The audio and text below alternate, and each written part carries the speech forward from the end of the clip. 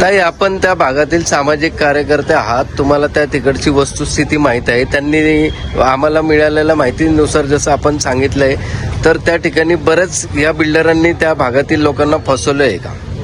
मी ह्या ठिकाणी एकच सामाजिक कार्यकर्ते ह्या ठिकाणी एकच सांगू इच्छिते की खराडीमध्ये हा जो प्रकार, जो भूमी माफी हा जो प्रकार खूप मोठ्या प्रमाणात चालू झालेला आहे आणि ह्याला कुठं ना कुठं तरी प्रशासन जबाबदार आहे. तर त्या प्रशासनाचे नेमके अधिकारी कोण होते, ह्यांचा जो विषयमध्ये जे अधिकारी होते वाघमारे होते, हे वाघमारे खरोखर मी डॉक्युमेंटली प्रशासनाबरोबर पत्रव्यवहार करून ह्यांची चौकशी नक्कीच बसवीन.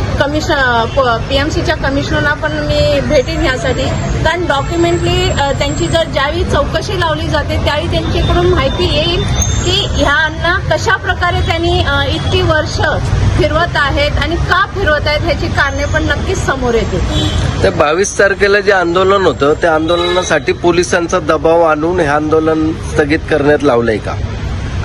माझ्या मते लोकशाही आहे आणि संविधानमध्ये आंदोलन आणि उपोषण घेण्याचा अधिकार हा नागरिकाला प्रत्येकाला दिलेला आहे आणि हे कुठल्याही ह्याच्यात कोणत्याही कायद्याच्या चौकटीत त्यांना ते बंधन थांबवा हे बंधनकारक नाही आहे.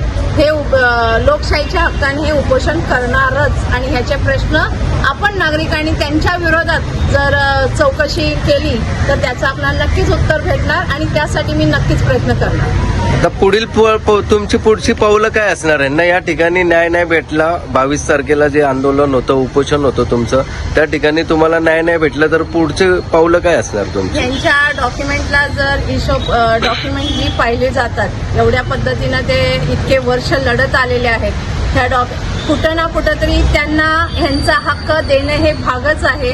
ते कुठेही जाऊ देत, पण त्यांची जी टंगळामंगळ आहे त्यांना न देणं, मानसिक त्रास देण्याच्या दृष्टीने ही प्रक्रिया चालू आहे आणि ती लवकरच थांबेल असं आम्हाला वाटतंय.